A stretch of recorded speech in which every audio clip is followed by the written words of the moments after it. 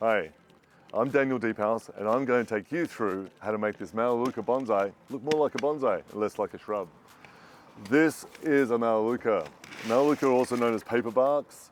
They are a fantastic tree. They're actually native to Western Australia, or Perth where I'm from. I'm not sure if this species is, but there's plenty of them around there. And this is my little dog Maddie. What, you want the ball? Where's the ball? Give me the ball. Here it is, found his ball. It was in the bucket. So, dogs, they keep your attention. So this tree, Melaleucas are fantastic. And the reason why they're fantastic is, look at this paper bark on them. It really does come off of paper as big trees. You've probably seen them around, especially if you live in temperate zones or Mediterranean zones. It is native to where I'm from in Perth, Western Australia. I'm just pulling a little bit of a weed out here. I'm gonna have to do some work on the root ball here with the bari, mainly because it was probably growing in a small little container and its roots are going round and round. So we're just going to do some work on that one day. But I like this little movement it has. Now this tree I've had now for 2 years. So the first year I snapped off this and I cut the first major branches back.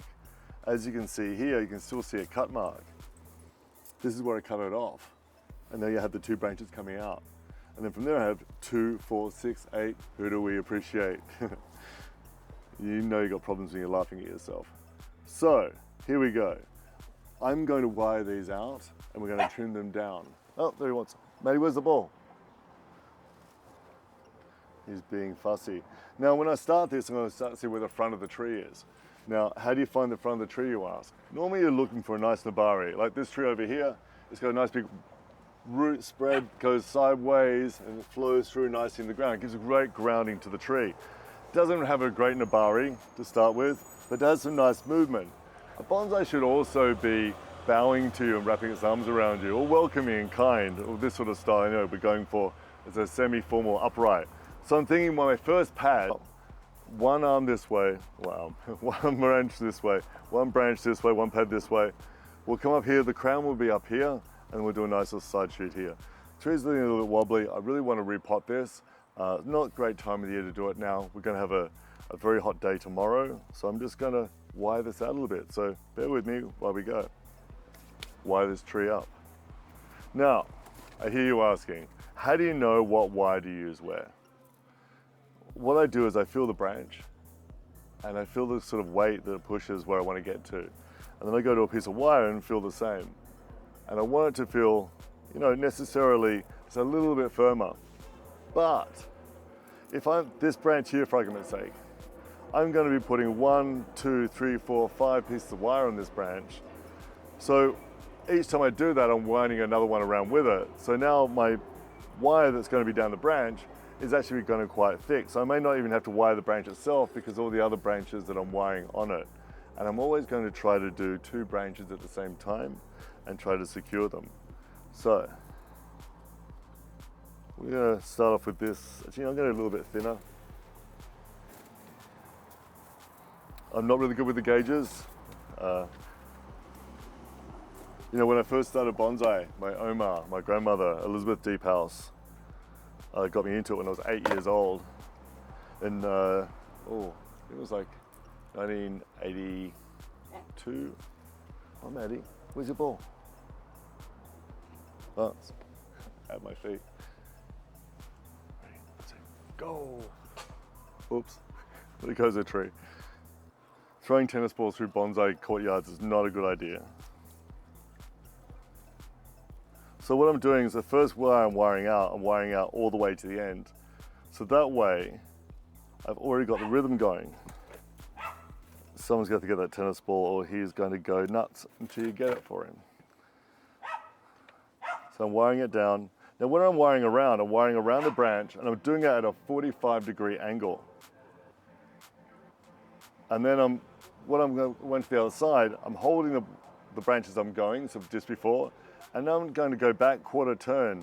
Now what that does, it just relieves it off the actual branch a little bit, and I'm going back around again, I'm holding it, and I'm doing the next one down.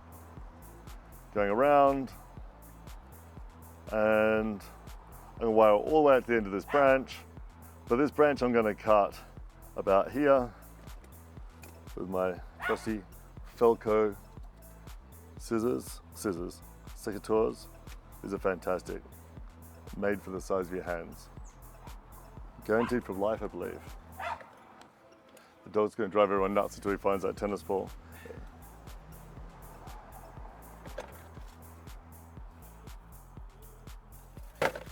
So,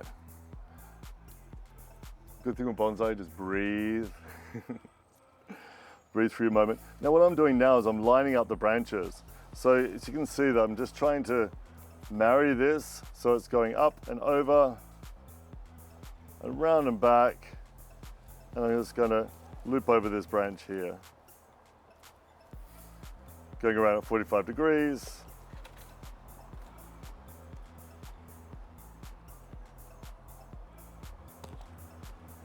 And ain't worse than a dog crying in the background.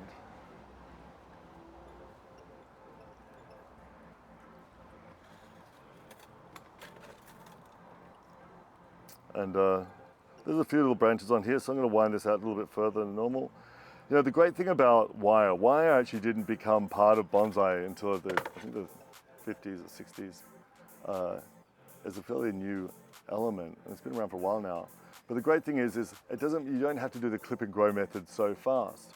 So normally you'd have to cut it right back here and start again and again. But what I can do is by wiring these branches out and down, I'm now getting this part in the right place where I need it. I'm keeping the energy in the tree. And at the same time, later on I can always cut it back further. So I'm putting some little bends in it and twists in it.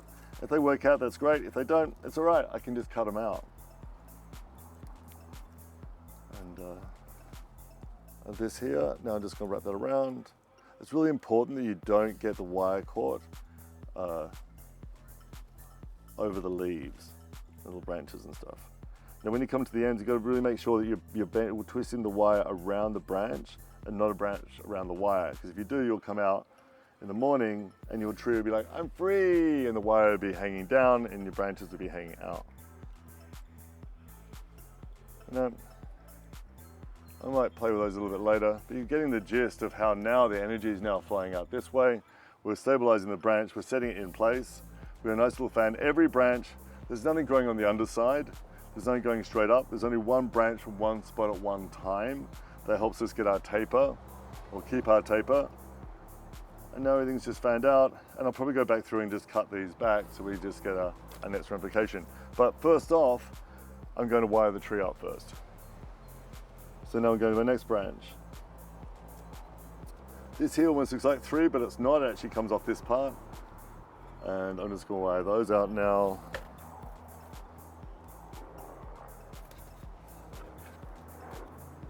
Kind of estimate the length of the wire by looking at the area you got to cover, and then I add maybe make a quarter more. You'll always want to stabilize it first. So you saw then, I'm now putting it, I like to put them on the underside a lot of the time. A lot of people like putting them on the top side. I think putting the wire on the underside when you first start off actually keeps it cleaner, but it's also very pretty to see the wire. Again, there's lots of rights and wrongs. Nice way, if you are going to do it further down the branch, there's a chance you're going to wire up this branch. It's good to put it on the underside. That way, if you have to put another wire in it, eventually you actually don't have to cross it. But there's no wire going to come from that way. So you can see I'm just wrapping around. I'm bringing it down. Probably going to finish it off soon. Should really go around this one. Try not to capture the leaves. I'm holding it tight here though, so it's not going to break the branch. Otherwise it will break the branch, and you don't want to break the branch.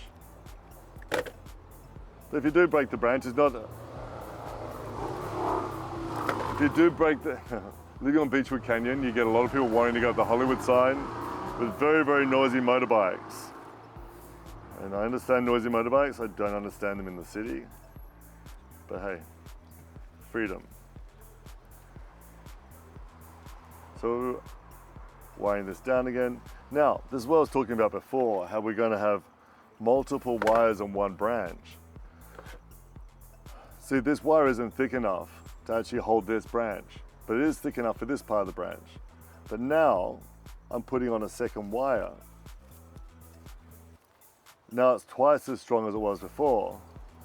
And it's really important I just follow the same pattern as the wire that's there before it, and I don't cross backwards and forwards, and I keep it really nice and neat. And now I'm going to wire out to the next longest one. And each time you do it, you wire out to the shorter branch. I'm going to do it to this one. Get this one down. The other two are going to use really light wires on. I might just wire them at the ends, because I've got enough wire on this branch now. Because I have 2 wires on it, I can now control that branch quite nicely. And it doesn't look bulky. I think it looks quite pretty. What do you think? Do you like the look of the wire? Now, if the wire got a little bit away from you, you can also then now come in with pliers and squeeze it together very gently. And it goes back nice and clean again and just pulls it in. You can also use these here to bend and manipulate the actual branches as well, if your fingers aren't that strong. So this one here again, I'm going to the next thickest branch out towards the end, or the next longest branch out, wrapping around. You know, this is you get into a Zen flow with this. It takes a while to actually understand wiring and understand your fingers, but once you get into it, you get to a focused flow. And that's one of the things with bonsai, is when you're styling, you get into this flow where you can only really do one thing at one time. Or I can listen to people in their cars. So there'll be someone in that car right now, topless, well, maybe not topless, totally on the top, and they're blasting their radio with a Hollywood sign in the future, in the front of them, and living their moment. So you get all types of wire in bonsai. And when I make a big mess of my wire, I just grab it and cut a chunk out of it. And I'll cut another chunk out of it, and then normally the mess will fall out. So now I'm going to put a thinner wire on it for the thinner branches that are out here on the ends. And because it went underneath, I now can go on top, so I'm no longer crossing the branch. And now I'm just going to loop that around once. Always make sure you've got the wire well stabilized before you go down the branch. You might snap it off if you don't. You know, everything in bonsai is either you might break it or you might kill it. You might break it, you might kill it. And if you kill it, you just got to realize why you killed it and don't do it again. So,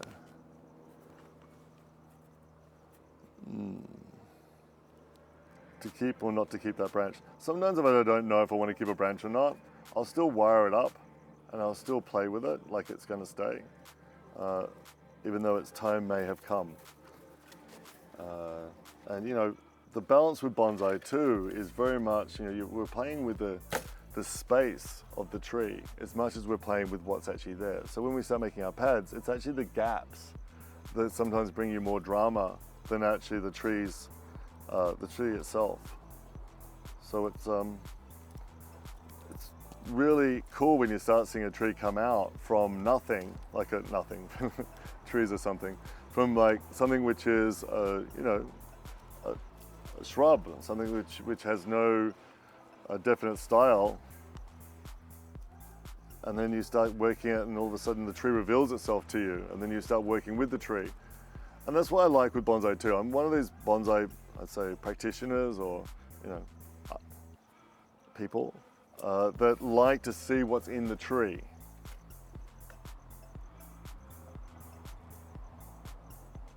I like to see what's in the tree. I don't like the tree to really conform to me sometimes. So it's very much me seeing what's already in the tree. I don't, there's people who like to go there and make the tree bend and do all weird, wonderful things you never saw in the tree in the first place. And that's great. They've got a lot of talent. But I definitely like to just stick with what the tree's telling me. And I do feel a difference when I'm around my trees. At the Huntington, some of the trees we've got have been aged at over 1,800 years old. And when you're in the presence of a tree that old, it's not just humbling, but it's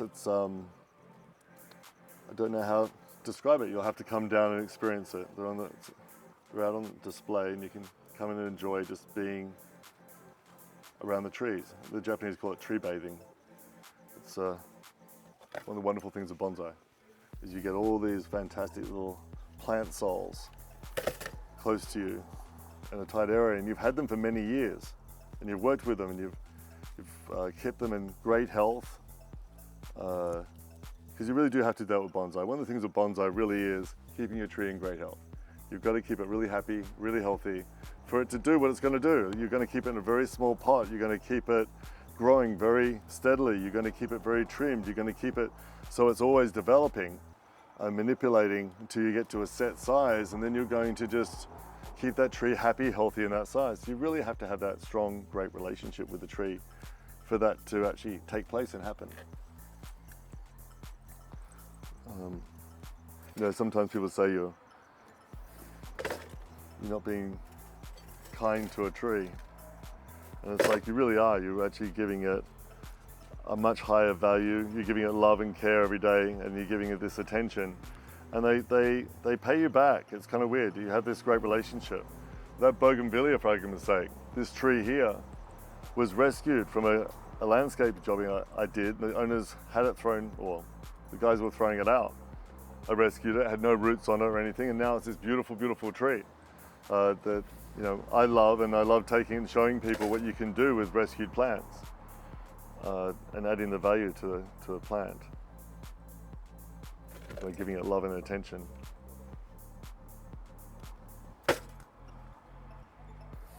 So this, you play around with the styling, but you can actually start seeing now what's happening, and we haven't done any trimming yet either.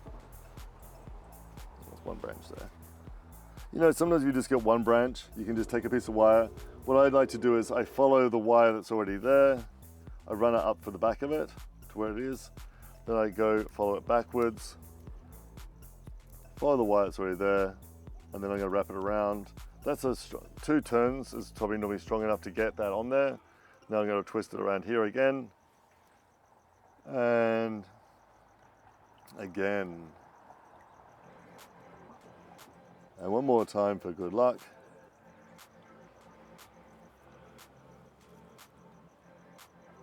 It's not really good luck. There